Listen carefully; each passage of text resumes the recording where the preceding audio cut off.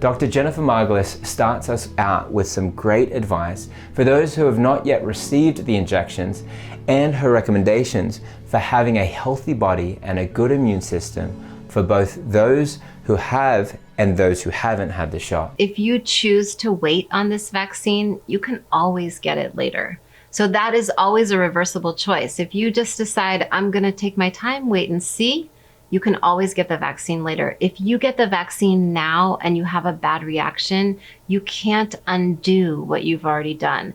So if you get the vaccine now and you have a bad reaction or you feel like you made a mistake, you've had the vaccine and you can't undo it. And a lot of people who are having side effects. So the kind of side effects we are seeing, some of them are expected and some of them are just awful. So among the side effects we're seeing from the vaccine are more cases of Bell's palsy. Bell's palsy is when one half of your face gets paralyzed. We're seeing susceptibility to shingles. So you know what shingles is? It's you get it when you've been exposed to the chickenpox vaccine.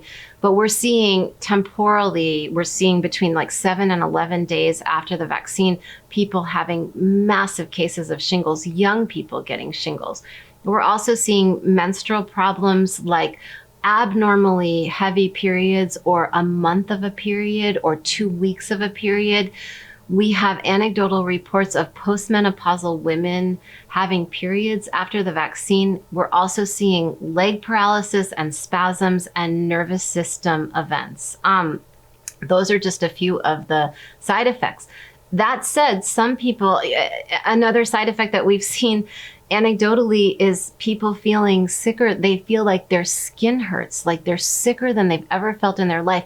People are going to the emergency room after getting this vaccine because they are so sick. And I interviewed an emergency room doctor who told me, who works in Arizona, who said, and I can give you his name because he would love to be on this video. He's fascinating. He said he was treating COVID cases all the time. So he saw COVID firsthand. He said COVID is over in his area and he's getting 2 to 3 people coming into his small regional hospital in Arizona with severe side effects from the vaccine. And he said he is against this vaccine because he's never seen side effects like this before. This doctor is fully vaccinated. His children are fully vaccinated. His grandchildren are fully vaccinated. He has never said a bad word about vaccines in his life. He's seen such bad side effects as an emergency room doctor that he's telling people to wait. So then when people ask, if you get the vaccine and you regret it, how do you detox from it? Well, that is an excellent question. And part of the problem is that nobody knows. So I recommend that people follow a COVID prevention protocol, which may be helpful in detoxifying from the vaccine. But that recommendation is based on common sense. That's not based on scientific study, because the only thing that we can truly say scientifically is we don't know.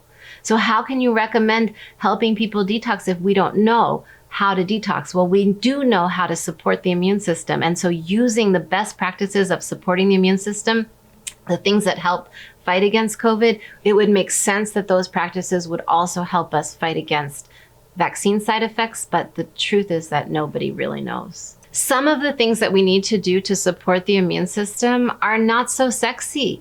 People are not really interested in hearing about how helpful it is to eat real food.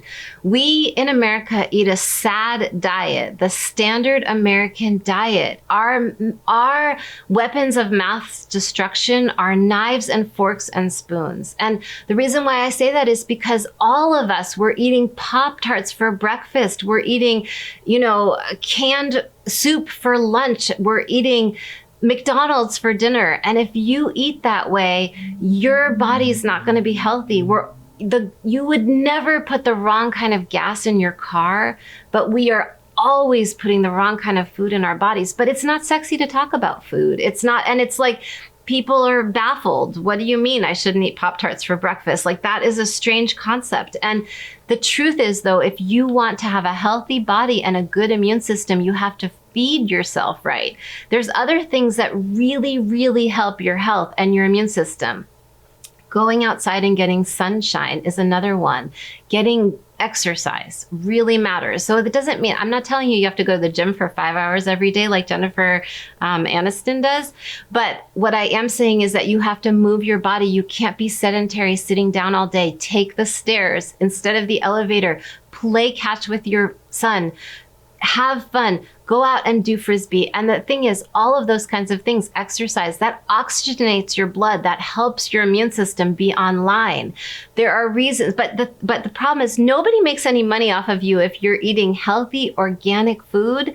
Fresh, healthy food doesn't make anybody any money. If you're getting lots of good exercise and playing catch with your kid, you're not making anybody money. If you're outside getting optimized vitamin D levels, you're not making any money, because nobody can sell you any product to help you eat well, exercise, and be outside. And so doctors don't prescribe this. They don't think of it even as an option. Most mainstream doctors don't understand the real ways to support the immune system. Of course, another way to support the immune system is to hug and kiss your family and to make love. You've never had a doctor tell you that you should be making love. But the truth is, and in fact, we've been so afraid of each other for the past year and a half that people aren't doing things like that, which they absolutely should be to optimize their health. And I know maybe that sounds crazy, but if you want a shot, the kind of shot that you should be getting is a shot of sunshine and, a shot of affection. Dr. Margulis' first advice is very sensible, and that is, if you choose to wait on this vaccine, you can always get it later. That is always a reversible choice. And she went on to warn that if you get the vaccine now and you have a bad reaction, you can't undo what you've done. Thankfully, we are working on things that we have seen to be very effective. So, we are working our best to have people have turnarounds, but certainly we can't expect that we can be in abundant health if we're planning to get all the booster shots. That is Russian roulette, no question about it. So no recommendations there. Whatever choice we've made in the past, we pray that we can reverse every single thing done to us by the grace of God. But moving forward is about the choices that we make to take preventative measures to not put toxins in, right? That's the key. But whether or not you got the shots, she said using the best practices of supporting the immune system to fight against COVID would also help us fight against the vaccine side effects. Those things include eat well, exercise, and be outside. And what's especially fun to do is to hug and kiss your family, and she even says to make love. So these are things that people have been doing for millennia, and these things make us happy. And there was even news saying to only make love with your spouse or with a mask on, right? So then you know what's going on there. They're trying to rob people of natural affection, and that intimacy affection is part of what makes us healthy and happy, and so you can see why they're attacking that. So, do the things that God has given to you as gifts, and don't deprive yourself of those wonderful gifts that God has given.